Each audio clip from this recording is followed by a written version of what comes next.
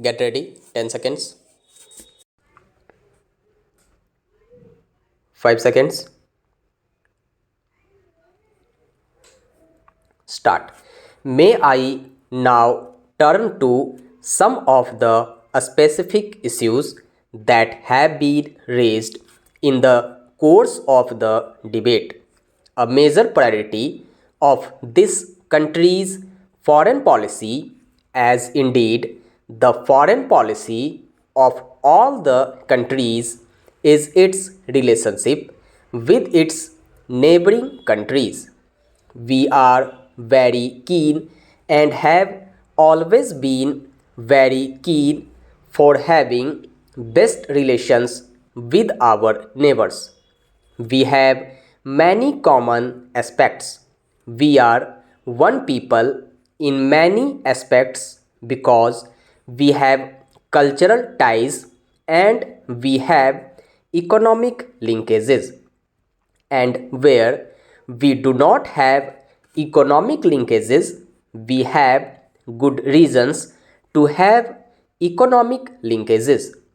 In many respects, therefore, the fraternal spirit that we advocate for the international community as a whole, that fraternal spirit must prevail even more vehemently in our own neighborhood, in this region, in this subcontinent, and therefore the relations with our neighbors and the strengthening of these relations are of priority in our foreign policy objectives.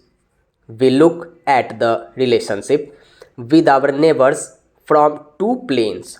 One is the multilateral plane, and that is basically through the regional arrangement of the SARC, and the other is, of course, the bilateral plane. As far as SARC is concerned, I would like to submit here that the recent SARC summit held in Colombo last December, we hope, will impart economic content to growing cooperation amongst the South Asian countries within the SARC framework. Alleviation of poverty has been accorded the highest priority by the summit leaders, who agreed in Colombo to set up an independent South Asian Commission to study and report to the next SARC summit its recommendations on poverty alleviation in South Asia. With these developments, it is expected that SARC will be more responsive to the needs and aspirations of the people of South Asia. As far as bilateral relations are concerned, over the last 1 year or so, there has been, by and large, generally speaking, a substantial upswing in these relations. I could mention, for instance, Indo Nepal relations. In the course of last 1 year, and indeed more than 1 year, Indo Nepal relations have not merely been normalized but in the recent past have been strengthened and intensified. During the Nepalese Prime Minister's visit to India in December 2011, substantial progress was made in identifying concrete areas and mechanisms for mutually beneficial bilateral cooperation between India and Nepal. As many as five treaties and agreements were signed between the two countries for cooperation in a large number of areas such as trade, transit, control of unauthorized trade, agriculture, education, science and technology. A number of decisions were taken for cooperation in the key area of water resources development.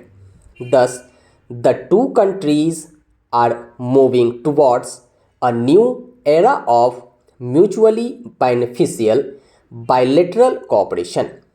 In short, I may say that our relations with Nepal are at a splendid high level, and perhaps they have never been as good as they are now. We would indeed improve on this spirit of fraternity and cooperation for further benefit of both our countries and people. As far as Sri Lanka is concerned, the meeting between our Prime Minister and President Premdasa in December 2011 on the occasion of the SAARC summit gave a further boost to bilateral relations and enabled discussion of issues of concern. It was agreed that Sri Lanka would take back Tamil refugees presently in India who were desirous of returning voluntarily to their homeland.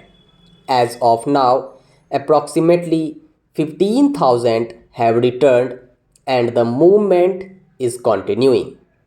We have taken up with the Sri Lanka government incidents of attacks by Sri Lanka Navy on our fishing vessels which stray beyond the maritime boundary. Assurances have been received from them that such instances will not recur.